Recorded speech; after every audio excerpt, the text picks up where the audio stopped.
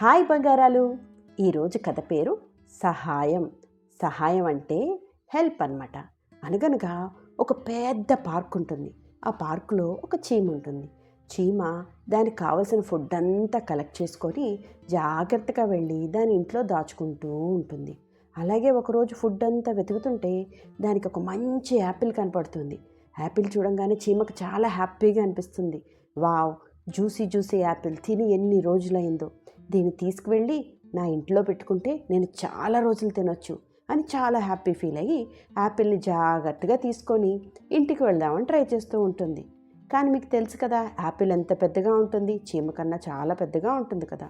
అది ఒక్కతే తీసుకెళ్ళలేకపోతూ ఉంటుంది, చాలా కష్టపడుతుంది. ఇంతలో అటువైపు నుంచి ఒక గ్రాస్ హోపర్ వెళ్తూ ఉంటుంది. గ్రాస్ హోపర్ని తెలుగులో మిడత అంటారు. వెళ్తూ ఉంటే అది చీమను చూసి, చీమ చీమ నేను నీకు హెల్ప్ చేయనా అని అడుగుతుంది. అప్పుడు చీమ మనసులో, అమ్మో, ఇది ఇప్పుడు నాకు హెల్ప్ చేసిందంటే నేను యాపిల్లో సగం షేర్ దీనికి ఇవ్వాలి, నాకు యాపిల్ ఫుల్గా తినాలని ఉంది అని చెప్పి గ్రాస్ హోపర్ తోటి వద్దొద్దు, నాకు నీ హెల్ప్ ఏం వద్దు అని చెప్తుంది. తర్వాత ఇంకొంచెం దూరం అలా తోసుకుంటూ వెళ్తుంది కష్టపడి. ఇంకా చీమ కోపిక అంతా అయిపోతుంది. ఇంకా నా వల్ల కాదు అని కూర్చుంటుంది.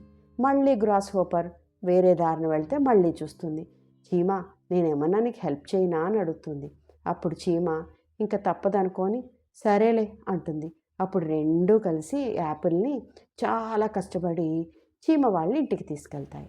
ఇంటికి వెళ్ళాక చీమ అనుకుంటుంది, ఇప్పుడు ఎంత షేర్ అడుగుతుందో, హాఫ్ అడుగుతుందో, ఎంత అడుగుతుందో అనుకుంటుంది.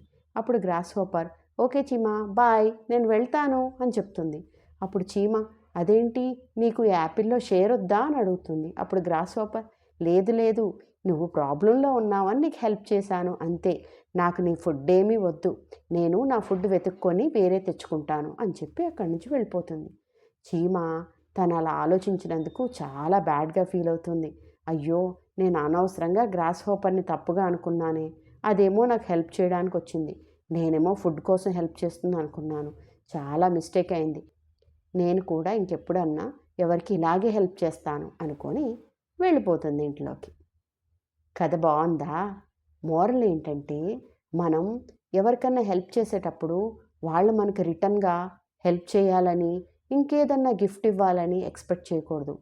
ఏమీ ఎక్స్పెక్ట్ చేయకుండా చేసేదాన్నే హెల్ప్ అంటారు. అప్పుడు మనం ఎవరికన్నా హెల్ప్ చేసామనుకోండి, మనకి ఎప్పుడన్నా ప్రాబ్లం వచ్చినా, మనకి ఎప్పుడన్నా అవసరమైనా వేరే వాళ్ళు ఎవరన్నా మనకి హెల్ప్ చేస్తారు. అర్థమైందా? కథ బాగుందా? మరుంటాను. బాయ్.